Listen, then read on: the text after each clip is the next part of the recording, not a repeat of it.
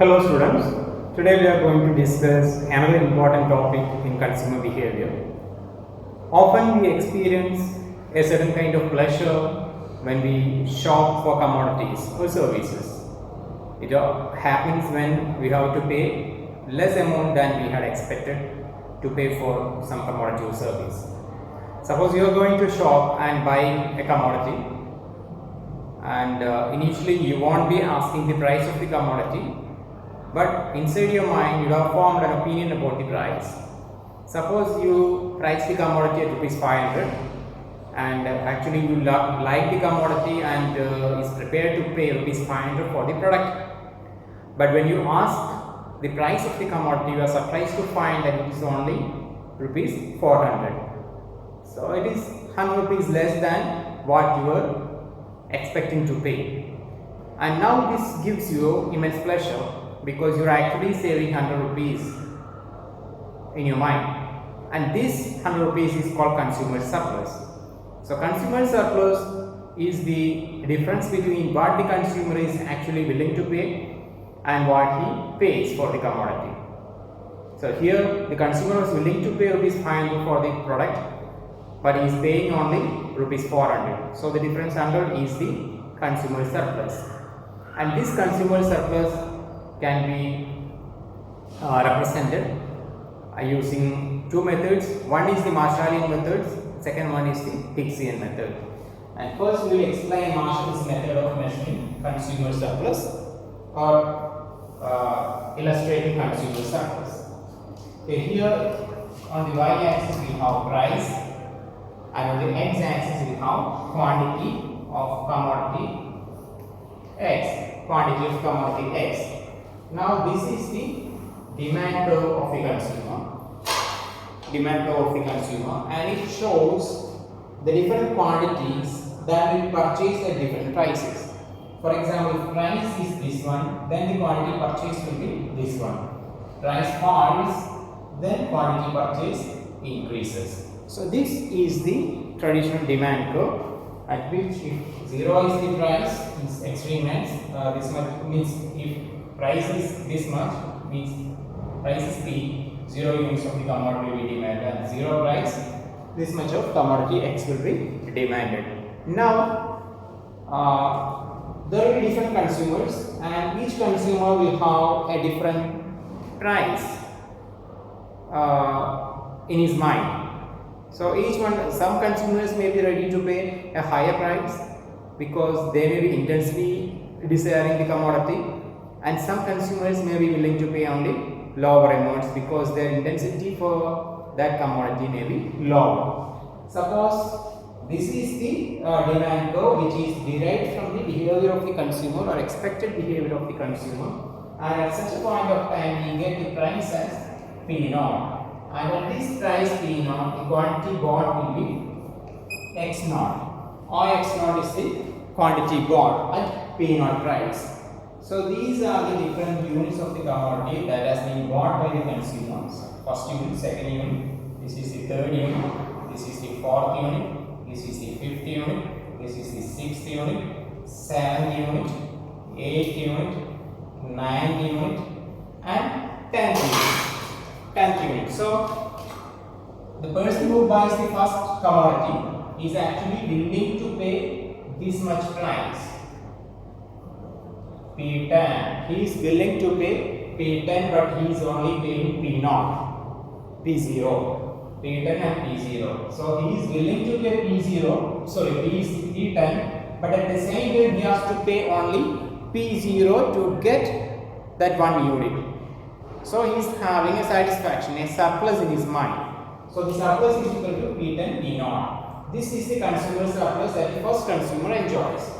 The second consumer is willing to pay P9 for the product, but he is paying only P0. So his surplus is P0, P9, P0, P9. And in this way you can see that each consumer is willing to pay certain quantities, certain prices for this commodity, but we see that they are not actually paying that much. P3, P2, and so on and so on. So that each consumer is having a surplus, up to the 10th consumer, where the price that the 10th consumer is willing to pay, P0, is also equal to the market price P0. So the 10th consumer is not having any surplus. The 10th consumer is not having any surplus.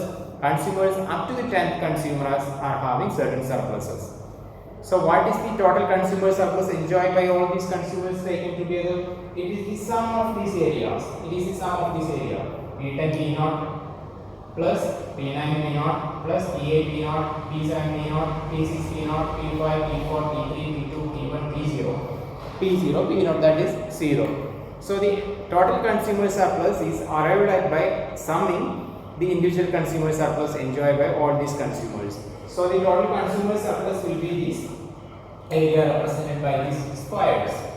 Okay, that is how we arrive the consumer surplus using Marshallian method of measuring the surplus.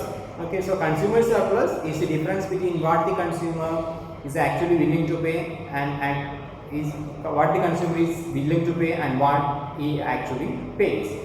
Here we have represented consumer surplus this way, and this same consumer surplus can be explained with the help of indifference curve. Let's see how this consumer surplus can be measured or shown using indifference curve.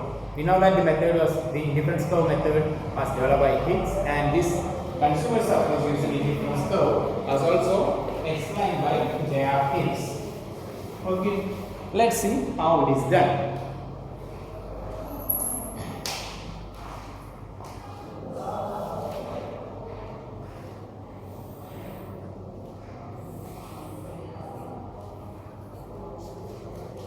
This is his map where on the y-axis we are measuring income of the consumer, and on the x-axis we are measuring quantities of commodity X. Now the consumer is going to the shop. Initially he does not ask for the price of the commodity. He only has knowledge about his income. So he is well aware about the y-axis here, but he is not quite well aware about the x-axis. So we are not in a position to draw the budget line. We can draw the budget line only when the price is known to the consumer. So the budget line is unknown to us. What is known to us is the preference of the consumer. The consumer knows his or her own preference. So we can draw the indifference curve. Suppose the income of the consumer is R, and this is the indifference curve of the consumer, which shows the preference of the consumer. If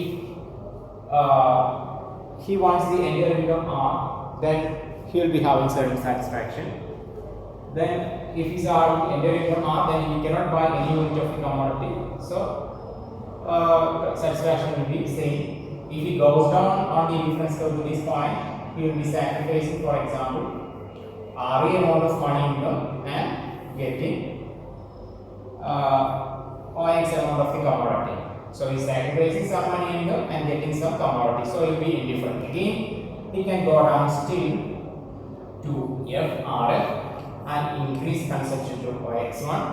So his total money income will be RF. So RF amount of money income is lost, but he gains OX1 amount of commodity. So he is again indifferent on the curve. So this indifference curve shows the different combinations of income and quantities of X between which one on which the consumer is indifferent.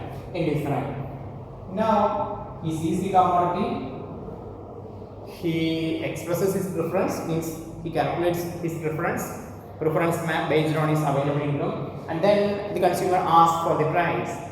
And when the price is revealed to the consumer can form the budget line. When price is known,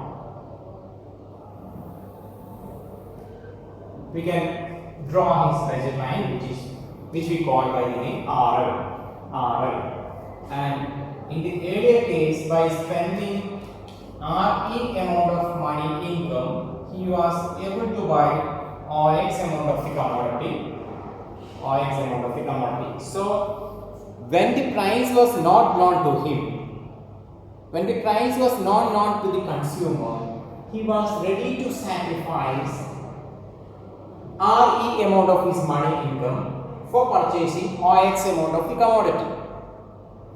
Now when the price is known to the consumer is in a position to draw his budget line, and when such a budget line is available, we see that he can buy OX1 OX of the commodity simply by spending RF amount. Okay, now earlier he was prepared to pay RE amount for OX units of the commodity. When the price is known to him, he has to pay only RF amount to get the same OX amount of the commodity. So actually he is gaining EF amount of his income, which is the consumer surplus. So this is the consumer surplus as per Hicksian method of measuring consumer surplus using ordinary utility analysis. Okay, here initially the consumer did not have information about the price of the commodity. He only knows his own preference and therefore has an indifference to IC1, and he decides, means as per his preference. From his preference now we know that he will be willing to pay RE amount of his income or part with RE amount of income to buy OX. Now when the price is known to him, the budget line is formed, and in order to buy the same units of X, OX amount of X, the consumer has to spend only RE amount. Earlier he had to spend RE, now he has to spend only RF. The new equilibrium will be this one, point A on IC2, this is IC1.